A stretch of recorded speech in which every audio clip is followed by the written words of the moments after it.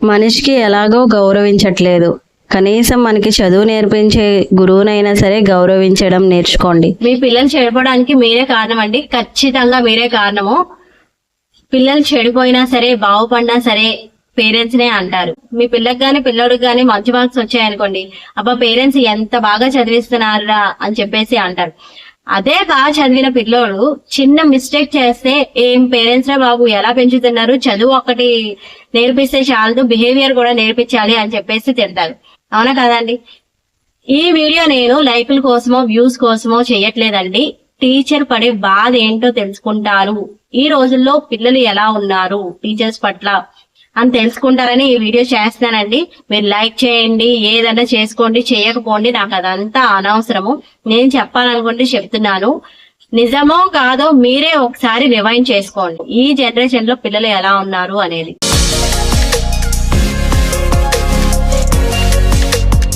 నేను స్కూల్లో టీచర్ గా వర్క్ చేస్తున్నానండి. ఈ రోజు మా స్కూల్లో ఒక బ్యాడ్ ఇన్సిడెంట్ జరిగింది. సో అందుకని ఈ రోజు ఈ వీడియో తీస్తున్నానండి. ఖచ్చితంగా స్కిప్ చేయకుండా ఎక్కడా కూడా మీరు చూడండి. స్కిప్ చేయకుండా చూస్తేనే టీచర్స్ పడే బాధ ఏంటి, టీచర్స్ వాల్యూ ఏంటి అనేది మీకు అర్థమవుతుంది. సపోజ్ మన జనరేషన్ లో మన పేరెంట్స్ నే తీసుకోండి.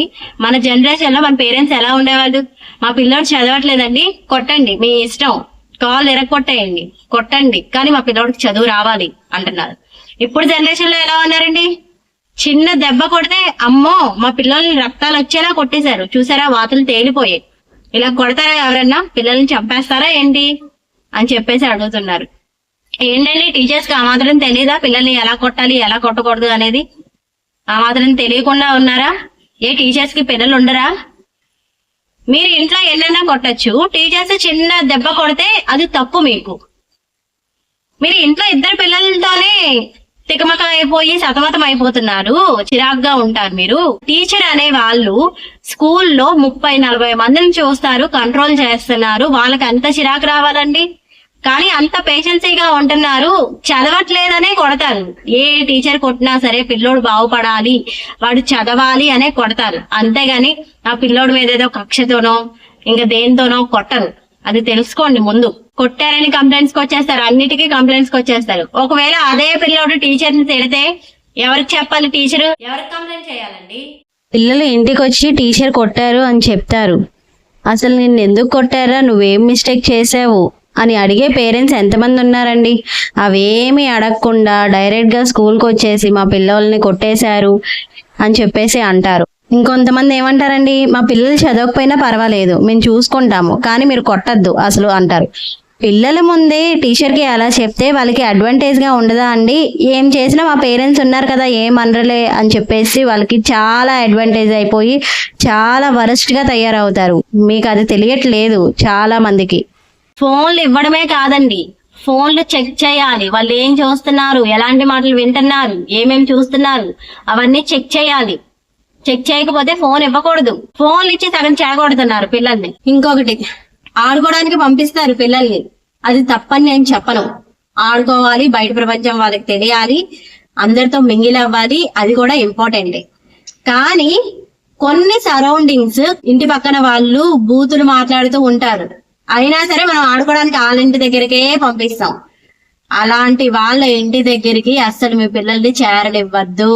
వాళ్ళు కూడా అవే నేర్చుకొని వస్తారు, నేర్చుకొని వచ్చి ఈ రోజు టీచర్స్ ని తిడతారు, రేపు అనే రోజున మిమ్మల్ని కూడా తిడతారు. అప్పుడు బాధపడి ప్రయోజనం లేదు, ముందుగానే హెచ్చరించండి. కనీసం కొంతమందికి పిల్లల ముందు బూతులు మాట్లాడకూడదు, కొన్ని మాట్లాడకూడని విషయాలు ఉంటాయి, అవి మాట్లాడకూడదు అని కూడా అసలు తెలియదు, కనీసం ఇంగిత జ్ఞానం కూడా లేదు. పేరెంట్స్ మాట్లాడుకునే మాటలు విని కూడా కొంతమంది పిల్లలు చెడిపోతారు. ఆ విషయం మీకు తెలుస్తుందా? తెలీదు. పిల్లలు ఎక్కువగా టైం స్పెండ్ చేసేది స్కూల్లోనే, ఏదైనా తెలిసేది స్కూల్లోనే తెలుస్తుంది. ఫ్రెండ్స్ తో మాట్లాడతారు, ఫ్రెండ్స్ తో మాట్లాడినప్పుడు వాళ్ళు ఏం చేస్తారు, ఊరుకుంటారా? టీచర్ కి చెప్తారు. ఆ టీచర్ మళ్ళీ పేరెంట్స్ కి కంప్లైంట్ చేశారనుకోండి, మీ పిల్లోడు ఎలా ఉన్నాడో అలా ఉన్నాడు అని చెప్పేసి, పేరెంట్స్ రివర్స్ లో ఏమొస్తారు తెలుసా అండి, ఎక్కువసేపు స్కూల్లోనే ఉంటారు, ఇంటి దగ్గర అలా మాట్లాడండి. ఇంటి దగ్గర ఎవరు అలా లేరు. ఆడుకోవడానికి వెళ్ళినప్పుడు మీరు చూసారా వాళ్ళు ఎలాంటి మాటలు మాట్లాడుతున్నారు, ఏం చేస్తారో మీరు చూసారా ఏంటి? మీరు చూడరు కదా. ఇంకా స్కూల్లోనే నేర్చుకున్నారు, ఏం చేసినా స్కూల్లోనే నేర్చుకున్నారు అని చెప్పేసి అంటారు. కానీ ఒక్క విషయం ఆలోచించరు. ఒక 30 మంది ఉంటే 29 మంది పిల్లలు బాగానే ఉంటారు, మీ ఒక్క పిల్లోడే అలా ఉంటారు. నా పిల్లోడే ఎందుకు అలా ఉన్నాడు అని ఆలోచించారా ఎప్పుడన్నా? అలాంటివి ఆలోచిస్తే పిల్లలు బాగుపడతారు. ఇంటికి వచ్చిన తర్వాత మీరు తిట్టాలి, కొట్టాలి. నువ్వెందుకు అలా ఉన్నావు, వీళ్ళ పిల్లలందరూ బాగానే ఉన్నారు, నీకెందుకు ఇలాంటి మాటలు వస్తున్నాయి, నువ్వెందుకు ఇలా చేస్తున్నావు అని చెప్పేసి అడిగితే ఆ పిల్లడికి భయం ఉంటది. ఒక సామెత ఉంది కదండి, మొక్కై వంగనదే మానై వంగుతుందా అని. అది చిన్నప్పుడే మనం భయం చెప్పకపోతే పెద్ద అయిన తర్వాత మిమ్మల్ని కూడా లెక్క చేయడు. మీరెవరు నాకు చెప్పడానికి అంటారు. అది తెలుసుకోండి ముందు. చిన్నప్పుడు బుజ్జి మాటలతో బానే ఉంటది, మనకి నవ్వుకోవడానికి వాటికి బానే ఉంటుంది. కానీ స్కూల్లో గాని ఎక్కడైనా మాట్లాడితే ఎవరినంటారు? మిమ్మల్నే అంటారు. అది మీకు తెలియటలేదు, తెలుసుకోండి. పిల్లలకి మనం ఆస్తులు అంతస్తులు సంపాదించి ఇవ్వడం కాదండి, కొంచెం చదువు కొంచెం సంస్కారం అనేది నేర్పిస్తే అవే ఆస్తులు. ఇంకా చదువు లేకపోయినా సరే బతకచ్చండి, హ్యాపీగా బతకచ్చు. ఏ కూలి పని చేసుకోనో బిజినెస్ చేసుకోనో ఏదైనా చేసుకొని. అదే బిహేవియర్ లేకపోతే ఎంత బాధపడతారో మీకు వాళ్ళు పెద్ద అయిన తర్వాత తెలుస్తుంది. అరే చిన్నప్పుడే ఈ తప్పు చేసినప్పుడు మనం మందలించి ఉంటే పెద్ద అయిన తర్వాత ఇది ఇలా తయారయ్యేవాడు కాదు కదా అని చెప్పేసి మీరు అప్పుడు బాధపడతారు. అప్పుడు బాధపడి ప్రయోజనం ఉండదు. ఎవరైనా సరే మనల్ని మీకు ఎంత ఆస్తి ఇచ్చారు అని చెప్పేసి అడగరండి, మీరు ఏం చదువుకున్నారు అని అడుగుతారు. మన బాటల్ని బట్టి మన బిహేవియర్ మన సంస్కారం అనేది వాళ్ళకి తెలుస్తుంది. సో అది ఆలోచించుకోండి. ఇంకా సిబ్లింగ్స్ ఉంటే అన్నయ్య కానీ అక్క కానీ చెల్లి కానీ తమ్ముడు కానీ అలా ఉంటే వాళ్ళ మీద కూడా ఎఫెక్ట్ పడుతుందండి, ఎప్పటికైనా పడుతుంది. అది వీళ్ళు చేసిన మిస్టేక్కి వాళ్ళు సఫర్ అవ్వాల్సి వస్తుంది. చిన్నప్పుడు తెలియదు, పెద్ద అయిన తర్వాత వాళ్ళు కూడా తిట్టుకుంటారు. సో అలాంటి పరిస్థితి రాకుండా చూసుకోండి. మన జనరేషన్ లో మన టీచర్స్ కనిపిస్తే ఇప్పటికీ వెళ్ళి రెస్పెక్ట్ ఇచ్చి మాట్లాడతాం. ఇప్పుడు జనరేషన్ లో టీచర్ పక్క నుంచి వెళ్తున్నా సరే విష్ చేసిన పాపాలు పోలేదు పిల్లలు. టీచర్స్ అడుక్కోవడం కాదండి, పేరెంట్స్ కూడా చెప్పాలి. అరే మీ టీచర్ వెళ్ళరా, విష్ చేయరా, మాట్లాడరా అని చెప్పేసి. టీచర్ ని విష్ చేయకపోయినా పర్లేదు, పట్టించుకోకపోయినా పర్లేదు, తిట్టకుండా ఉంటే చాలు. టీచర్ లేకపోతే ఇంజనీర్ లేరు, సాఫ్ట్వేర్ లేరు, డాక్టర్ లేరు, ఎవ్వరూ లేరు. టీచర్ ఉంటేనే వాళ్ళందరూ ఉన్నారు. టీచర్ పొజిషన్ లో ఉన్న వాళ్ళకి చాలా ఇంపార్టెన్స్ ఇవ్వాలి.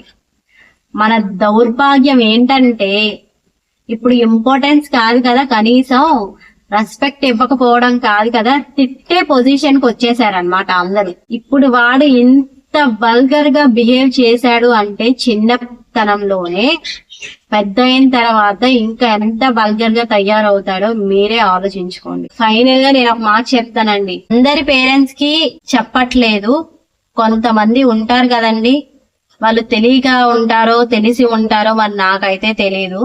అందుకే చెప్తున్నానండి, ఎవరినన్నా హర్ట్ చేసి ఉంటే వెరీ వెరీ సారీ.